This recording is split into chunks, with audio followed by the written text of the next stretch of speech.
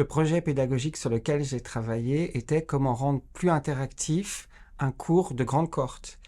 À la faculté de droit, surtout au niveau de la licence, il n'est pas rare qu'on enseigne à un amphithéâtre de 300 étudiants. Ça peut paraître naturel quand on a 20 élèves de rendre un cours assez interactif, de les interroger. C'est beaucoup plus compliqué quand on a 300 perdus devant nous. Donc c'est là-dessus que j'ai souhaité travailler. Le projet que j'ai développé l'an dernier était la mise en place d'une hybridation de mon enseignement, c'est-à-dire que j'ai cherché à instaurer de plus en plus de recours aux supports virtuels, aux outils et aux activités en ligne au sein de mes cours. L'objectif était de rendre les cours plus dynamiques, mais aussi d'encourager et d'accompagner les étudiants dans leur travail individuel en dehors des heures de classe. La difficulté principale était finalement de repenser complètement le cours. C'est vrai que c'est compliqué lorsqu'on est déjà dans un cours, dans un semestre, de pouvoir le repenser complètement. Donc finalement, le projet pédagogique, j'ai pu réellement le mettre en œuvre un peu au second semestre, mais surtout l'année d'après. Donc la difficulté, c'était aussi ça, d'attendre un petit peu avant de voir les réels résultats de l'implication.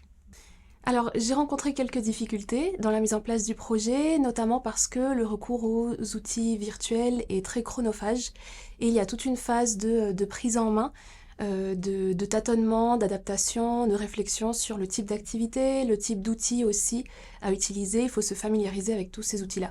Donc, l'une des difficultés a été le temps que j'y ai passé. Le défi a été de repenser le cours pour qu'il soit plus interactif, notamment grâce à des applications et des outils, notamment numériques, que je ne connaissais pas. La prise en main de ces outils, outils au pluriel, a suscité du temps, hein. Ça a été effectivement chronophage et une réelle implication. Donc ça, c'était un véritable défi.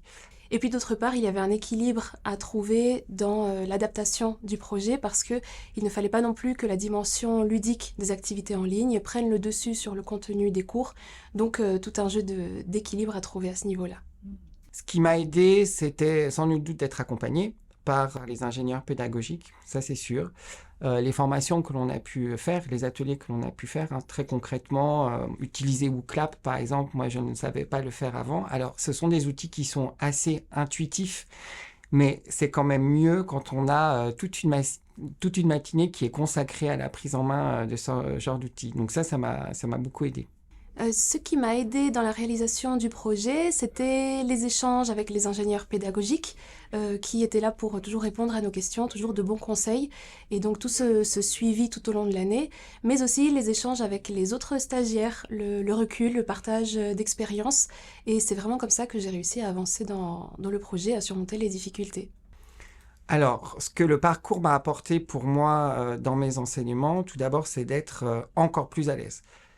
J'ai toujours aimé enseigner, mais là, c'est encore plus plaisant, puisque c'est vrai que parfois, comme on dit dans le jargon, tenir un amphi de grande cohorte peut être compliqué. Là, j'ai l'impression que toutes les difficultés liées à ça semblent avoir disparu. C'est vraiment être plus à l'aise, je pense, rend les choses beaucoup plus plaisantes pour tout le monde.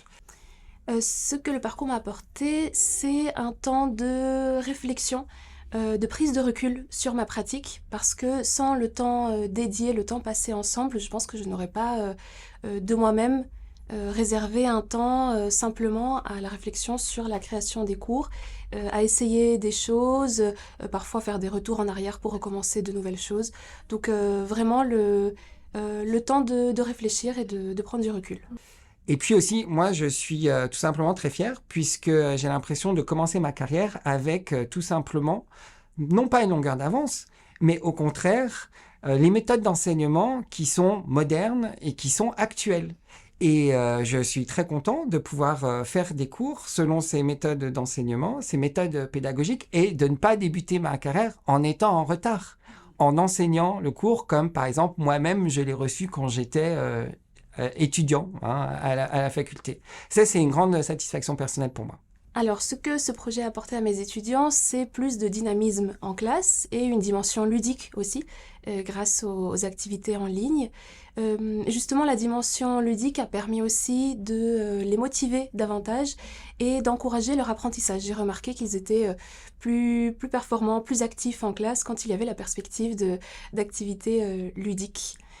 Ça renverse un petit peu la table, puisque avec cette nouvelle façon d'enseigner, on leur montre, j'espère leur montrer que justement dans un cours magistral, ils peuvent être stimulés, ils peuvent répondre en direct à une question, ils peuvent participer à des exercices de groupe, ils peuvent donner leur avis et ils peuvent aussi finalement travailler sur les objectifs pédagogiques qu'on a pu prédéfinir. Et donc je pense que finalement c'est une nouvelle vue sur le cours magistral qui, soyons clairs, leur donne beaucoup plus envie d'être en cours et de venir dans un cours de grande cohorte. J'ai aussi, je pense, été capable de mieux les accompagner parce que les exercices restaient disponibles en ligne pour qu'ils les travaillent tout au long de l'année. Et donc les étudiants pouvaient de leur côté les refaire autant que nécessaire en autocorrection jusqu'à maîtriser complètement le point sur lequel portaient les activités. Alors un conseil pour les futurs maîtres et maîtresses de conférences, ce serait de choisir l'un de leurs cours et véritablement de construire ce cours en parallèle avec le projet pédagogique, de mener les deux de front pour progresser dans les deux tout au long de l'année.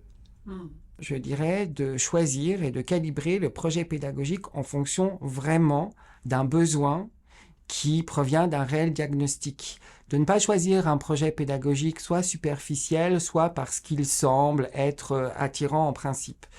Vraiment de partir d'un défi, d'une difficulté ou d'un diagnostic personnel et de se dire comment, grâce au parcours de formation, je vais pouvoir dépasser la difficulté ou le défi que je rencontre. Ce sont vraiment des clés qui m'ont permis d'évoluer à la fois personnellement et professionnellement.